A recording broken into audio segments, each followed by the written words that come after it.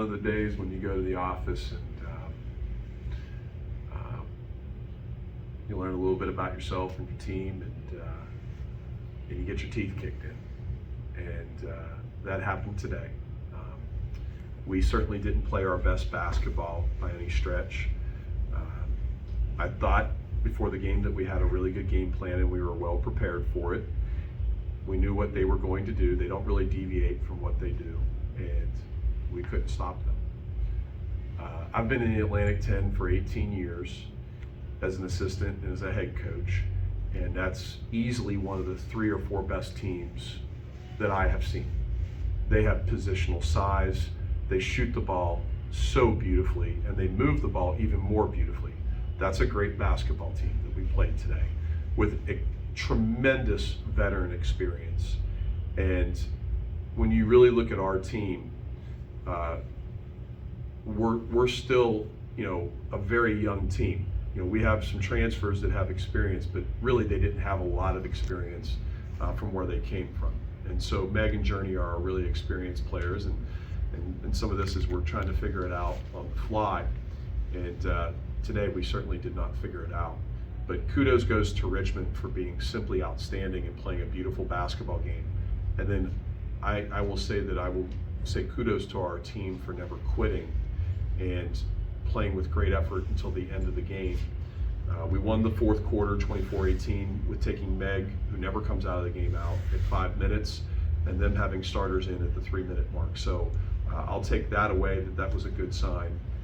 But obviously very disappointed, and we'll wash this off at midnight because we have to prepare for UMass.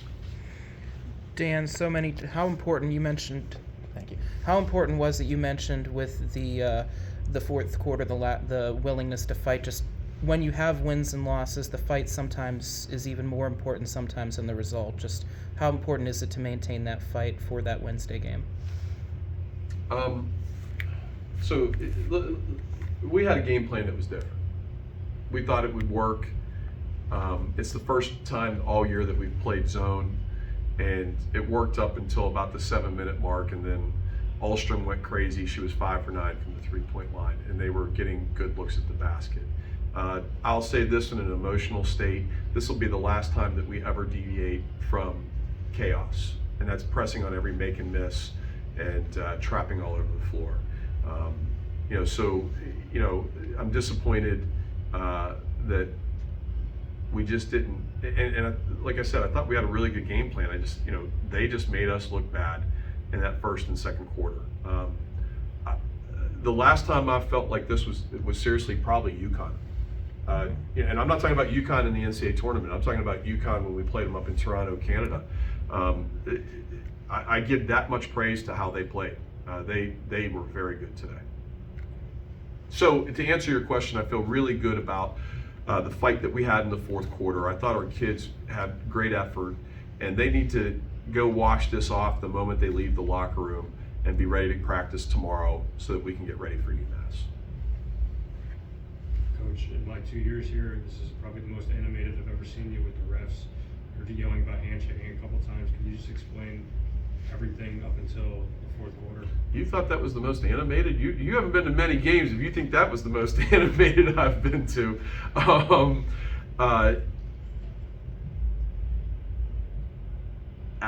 I think the officials actually refereed a good game.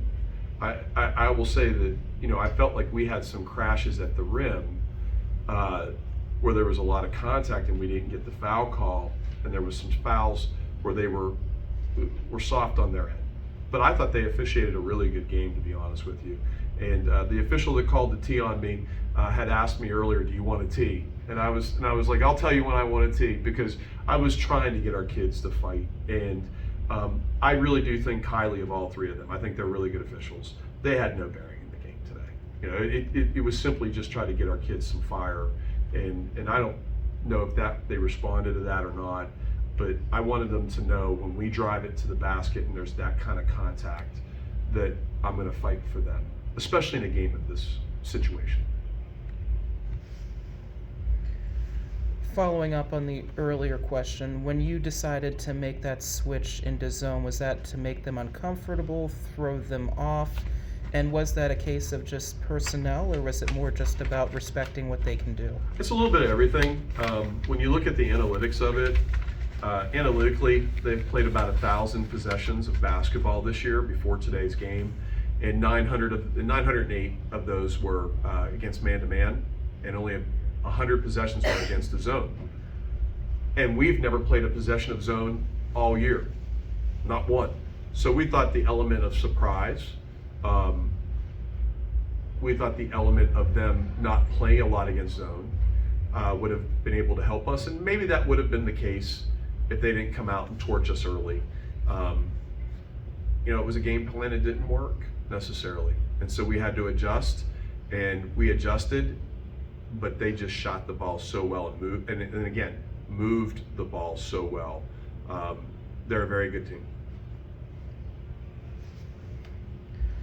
This is the second time this year, Kent State being the other, that you said you have a lot to learn about yourselves from this game. What do you specifically want to learn about yourselves from the game, or is it too early to tell? It's a great question. Much different than the Kent State game. I can think of one play where Faith gave up a baseline out of bounds layup to the kid who's transferred from Penn State with Richmond, and that's us not understanding. And we've taught this, but we're going to have to reinforce this. When we say body to body is not an extended arm bar and just kind of going with them. It is literally body to body, so that kid can't breathe. I talked about it before the game began, that February is kind of when the blood flows, and the game is going to be incredibly physical, and we are having our freshmen have to learn this by trial by fire. February is where they're not going to call a lot of fouls, so we've got to understand we're going to get hit when we go to the rim, but on the defensive end, we have to be more physical. And if there's one thing that I thought that we could do without looking at the tape right now, is that we needed to not allow them any breathing space when they put the ball above their head, and we allowed them to have a little too much breathing space instead of pancaking them. So we're going to watch this tape and get better. Again, when we started this and I laid out this vision in June, I said that we'd have about 70% of the understanding of this. We're still learning about what we are. At the end of the day, we're not an at-large basketball team, and the only team in this league who really has a legitimate chance at that, in my eyes, is Richmond. I don't know what the others net are. Maybe they do, but I know that Richmond does. I know they're 31. I don't know about the others, but I know for us, which is the most important thing, that we have to be as mentally and physically fresh as we can be as we get into late February for the conference tournament. In addition to that, we have to continue to learn about who we are and the system that we're playing, and continually teach and get better game by game. And sometimes those results won't show in the win-loss column. And that, I'm not saying that we got better today, but we got a lesson today. And that will hopefully help us get better. Did that answer your question, Zach? Yes, sir. Okay. Last time out against VCU, last home game, you said you were more of an offensive-minded coach. Do days like today concern you when the ball just doesn't go in the hoop? Yeah, anytime something doesn't go right for you, you're concerned. Even when it goes right, you're concerned. I don't sleep a lot at this time of the year. And I would tell you that we put up a lot of threes today, and I'm fine with shooting a lot of threes if we offensive rebounded, and we only had 5 offensive rebounds. And so my thought on it is that we can take those threes, and I have a high tolerance for those if we're offensive rebounding, and we didn't do that well enough today. We are what we are, and part of what we have to do is make the game very chaotic, and to do that, we've got to make some baskets to get set in our press, because it's a lot harder to press off the miss. And so, we can continue to shoot threes. Analytically, it makes sense. We're 3rd or 4th in the country in made threes, and we're still a pretty good basketball team.